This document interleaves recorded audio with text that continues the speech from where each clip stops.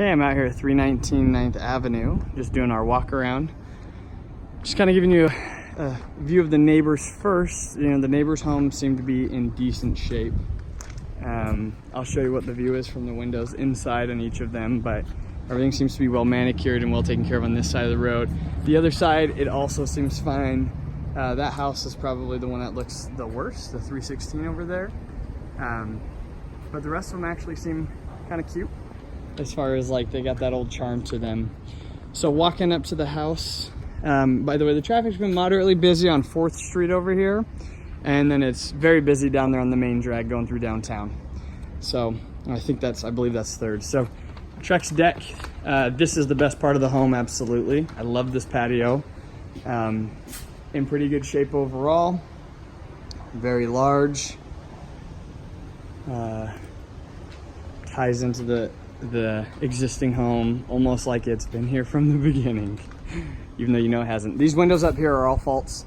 They don't go through to anything, they go through to the attic, so they don't provide any light inside, and that may be deceiving. So on the photos, like we were talking about, real wood floor. This door is 32.5 inches. Let me see, 35 inches wide by 6 feet 8 tall.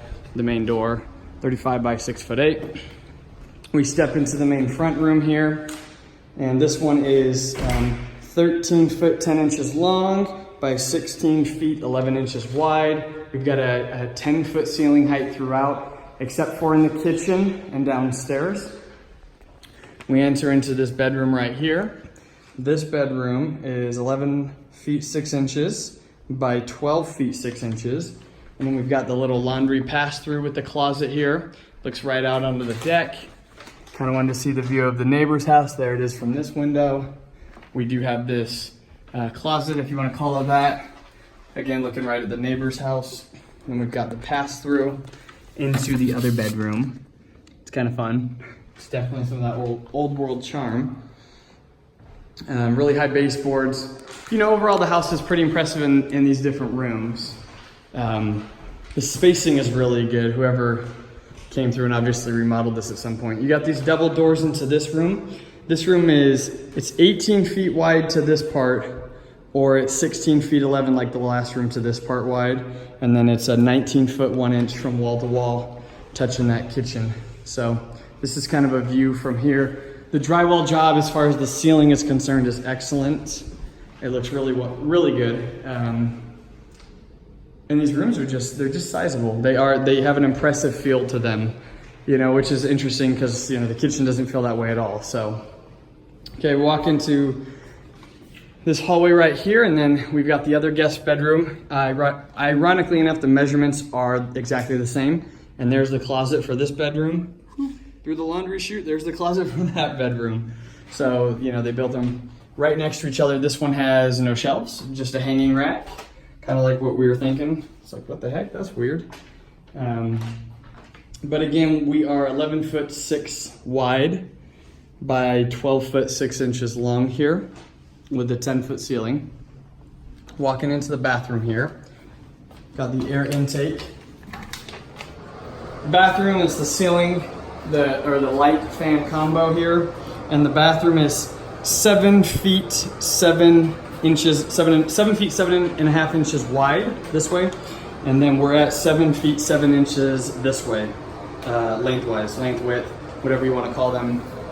Windows are framed out. Again, you can't see anything out this window. This is me holding the phone up. From my eye level, this is what I see. So it's pretty private in that regard. And then you've got the stand here. So there's some good space in the bathroom overall. It feels weird, or it feels good. It's just the old school, kind of quirky. You got that. And then up here you've got like these little 1/2 inch cuts. Who knows? So, coming into the next bedroom, we are in the final bedroom upstairs. This one is 12 foot 8 inches long, so 2 inches longer, and then 11 foot 6, so the same exact width. No surprise there. This one has a outlet in the center of the room, and kind of looking out the windows, these windows are really large and they look pretty new actually.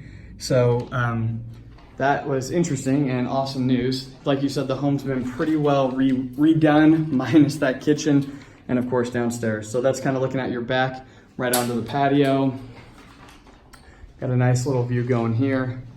And then into this room, this is the closet, obviously, and it is 5'1" feet long by 3'7" at this width right here. Not the whole thing, it's just slightly wider here. This right here is your flue. If I knock on that solid, you can hear, this is the flue. Goes up through the whole house, and it's actually in the kitchen as well and on the back side, and it is in the basement as you suspected. So, moving along here, you got the poor man's butler pantry. The countertop right here, it's 110 inches and 110 and a half inches from here to the other piece, or it's 112 if you take that off from wall to wall. So that's the countertop. You cannot stand here and close the door. You couldn't move the sink because you'd whack someone if they were doing dishes right there. Looking out the window, you do have a view of your neighbor's home. It's very lovely. It's a very lovely view. Now I cannot figure out where the pull-up blinds are on these blinds, so I'm just gonna pull this out. There's the neighbor's house, window 1. And if you moved it to window 2, neighbor's house. What's nice is you're not necessarily looking right in any of their windows, except that one, but they wouldn't be looking at you because this home is more elevated than theirs. Throughout the house, you are gonna find knob and tube in some of the different places, like in the, I call this the laundry room / pantry. You do have the knob and tube, which actually does work, horrifyingly. And this is set up for a laundry room. So the dimensions in here are going to be, what did I measure this out to be? 91 3/4 by 61. So I can give that to you in feet in an email. But you could knock this wall out. This is not what I would call a load-bearing wall. I brought my dad with me. He was in construction for years, and he says, you could knock this wall out all the way up to this flue again. But you gotta remember, right here, if you go through this wall, you're in that back bedroom closet. So you could extend it, but then you're cutting into the closet space on that back wall. So there's that. Got this length right here, where the current refrigerator is. It's 70 1/4 inches from wall to wall, 70 1/4. The widths on these guys are gonna be 34 1/4 is on that one, and then on this one it's going to be 25 3/4 inches long, and then it is a 36-inch height. So anyways, I'm going to put all the numbers in a document and send to you, but that's just to give you a lay of the land a little bit. So we've got behind this, it is also, as far as the height's concerned, it's 73 inches to this lip right here, 73 inches. So you should be able to fit a standard 72 in there. I think they planned for that. Okay, that's the lay of the land in the kitchen. Not a whole lot to see there. Your view from the kitchen, if you open this up, that'd be super cool. I mean, there's a lot of good space in the house. Okay, this is the former patio, which is now where like your sprinkler system is. And there's an obvious slant right here. Like when you step out, you know you're going downhill. So, and then you walk right out into the garage. We'll get there in a second, but first let's go downstairs. Downstairs, the ceiling heights vary, 7'3" to 8 foot. As you first come down, this is really close to my face, by the way. I'm 6'2". If I don't duck, I would absolutely hit this. So coming down, here's your flue, like we talked about, though it's been braced. Right here, you got 8-foot ceilings, and here you got 8 foot. But as you walk up this ramp right here, it drops to 7'3". And every measurement I give you, like even for the kitchen heights, they are gonna vary because, like on one side of the cabinet it's 73, but then the truss obviously bends, and then on the other side it's 72. So there is some play with my numbers depending on where exactly you measure. This is where your refrigerator is. This is where you'd have to brace for your oven. If you brought in that super heavy range and put it here, this is the part of the house we would have to brace up. So to show you, it is possible, and this is where you would add the bracing. This is right underneath the refrigerator. So we've got the flue right here. Coming into your old coal bin right here, your old coal bin that I don't know what you do with that. They've made it into like the electrical room. It's where all the phone and the internet and everything kind of center to now. You turn, you're in the HVAC here. This gets really, again, I kind of have to duck here to get around, but they've got this little cheap foam board up here to keep it more insulated so it's more efficient. And it's feeding through the flue. So it is going up and out the ceiling. So we've got smoke alarms, so we're up to code. Probably not. You've got these water lines. I wonder if they were gonna make this into a laundry room, if they had it working as a laundry room. I just don't know where the power was. Looks like there's some sort of grounding cable here, but again, I couldn't tell you. This is the downstairs. This is a solid cement retaining wall through the whole thing. So, you know, pretty typical of what we see in this era of home. And then it is shimmed up. So good structural beam with our shims there. I love that. And that is pretty much the whole inside of the house. This is the back side of the laundry room. You know, you could do a lot with this if you could open it up and structurally support it. A lot that could be done with this basement as far as storage or, I don't know, I guess the sky's the limit depending on what you want to spend.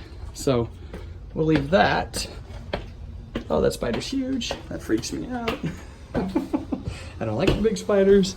Okay, walking out, you know, coming down on this side. Here's your neighbor's house. Looking that way. We'll come this way, got this big patio. There is no good way to jump down here. You just gotta take the leap. Looking that way, kind of looking in this neighbor's backyard, right up the deck. You know, so it is private as far as you've got these vines here that kind of go in between. This garage, obviously the roof, if I stop and look, it's definitely a little bit warped. So I don't know how much I would trust it, like long term. Obviously it would need to be fixed up. But as far as the spacing is concerned inside, it does have some good space. I did not measure it because they have too much of their personal stuff in here and it was locked. I had to shimmy the door open. Sorry, I'm dressed in my street clothes today. I'm out doing street things, so don't judge me. If you want a free saw, here it is. This is what you're getting with the garage. So that's a tour of the house. You know, overall, upstairs looks like it's actually not in half bad shape for the year of the home. Even the roof, the roof shingles, I almost said tiles, the roof shingles look like they're actually in decent shape, and you've got a good pitch to the roof. It looks like they've taken some good care of that. So yeah, let me know what you think, and I'm on to film the next house. Thanks for watching.